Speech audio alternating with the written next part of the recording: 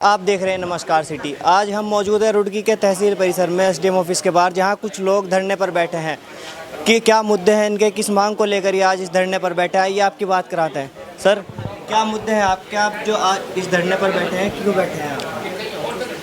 पहले तो आपको बहुत बहुत धन्यवाद कि आप जो है जनता की आवाज़ शासन और प्रशासन तक पहुँचाते रहते हैं। हमारा धरने का मुख्य एजेंडा नगर पंचायत, जो नई नगर पंचायत ढंढेरा बनी है, उसमें वार्डों का परिसीमन गलत तरीके से किया गया, और दूसरा उसमें वार्डों में जो मतदाता उसमें तिगुनांतर है। हम 5 मई से लगातार शासन प्रशासन को इस संबंध में अवगत कराते आ रहे हैं कि इसका जो है पुनः परिसीमन किया जाए, सभी वार्डों में एक जैसे मतदाता किया जाए।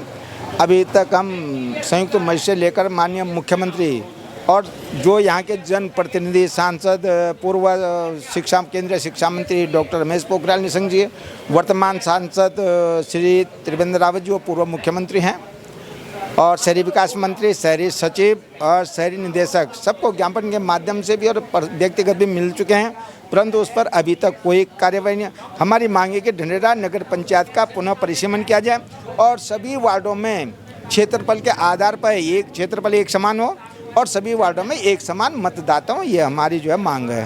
तो सर, आप इस धरने पर कब से बैठे हैं यहाँ? हम धरने पर जो है 9 सितंबर से बैठे हुए हैं, और अगर कल तक हमारी मांग से संबंधित शासनादेश जारी नहीं होता तो सोमवार 23 सितंबर से हमारी वीर नारियाँ आमरण करने को मजबूर हैं। ये सरकार के हर धर्म का कारण है कि महिलाओं को, और वो भी उन महिलाओं को जो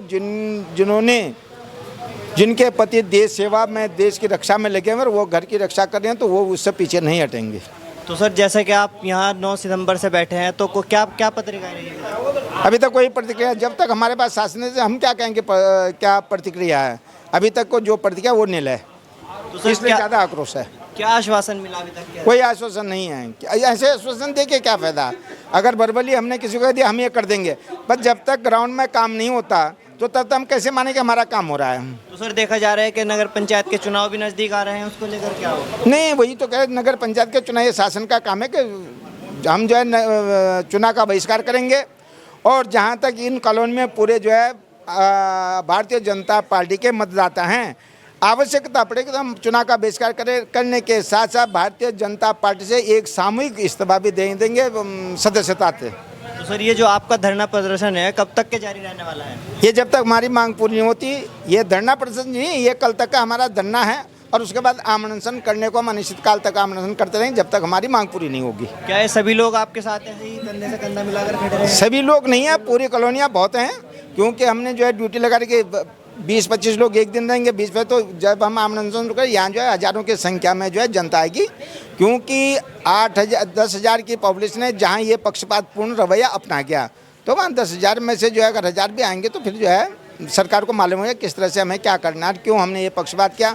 और एक मांग हमारी ये है कि जिन अधिकारी कर्मचारियों के साथ इस प्रकार का पक्षपूर्ण व्यवहार किया गया, उसकी ठोस जाँच कर उन्हें निलंबित किया जाए। तो सर, ये क्या रीज़न रहे होंगे, मतलब ये पक्षपात हुआ क्यों, किस मुद्दे को लेकर? ये इसके पीछे जो है कुछ जनप्रतिनिधियों का हाथ है कि जो अपने कोई एक सीमित, वो जो है इन कॉलोनी का, जिसमें पूर्व सैनिक रह रहे हैं, उन कॉलोनियों का जो नगर पंचायत की सरकार है उसमें नगण्य प्रतिनिधि चाहते थे, और वो उसमें अपना वर्चस्व चाहते, इसलिए उन्होंने इस प्रकार का पक्षपातपूर्ण कार्य करवाया कि जहाँ 12,000-10,000 वोटर हैं वहाँ तो हो गए 3 वार्ड, ठीक, और जहाँ 10,000 वोटर हैं वहाँ हो गए 8 वार्ड, कि ये क्षेत्र का पूरा पूर्वी नगला इमरती से लेकर पश्चिमी कैबिन तक का जो क्षेत्र है उसमें केवल 3 वार्ड हैं।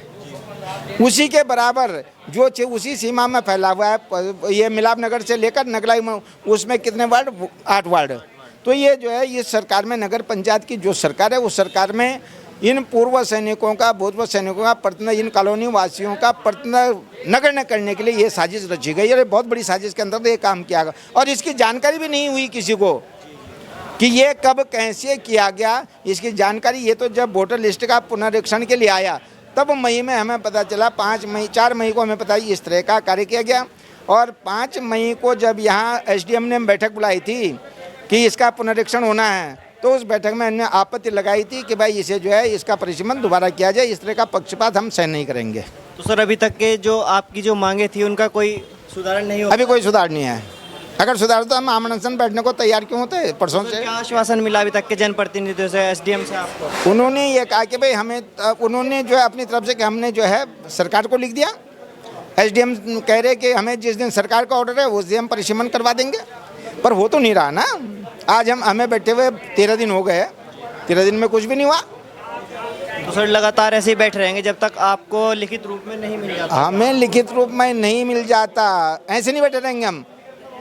23 सितंबर से हम सभी आमरण अनशन पर बैठेंगे यहाँ, और तब तक बैठे रहेंगे चाहे हमारी अर्थी निकल जाए यहाँ से, तब तक बैठे जब तक हमारी मांग पूरी नहीं होती। तो जैसा कि अभी आपने देखा, इन लोगों की जो मांग थी वो 9 सितंबर से लगातार यहाँ पर धरने पर बैठे हैं, और इनका कहना है कि अगर कल तक हमारी मांगों को पूरा नहीं किया गया तो हम अनशन पर बैठेंगे। पूरी कॉलोनी वासी अमन अनशन पर पूरी कॉलोनी वासी एक साथ 23 तारीख से बैठेंगे।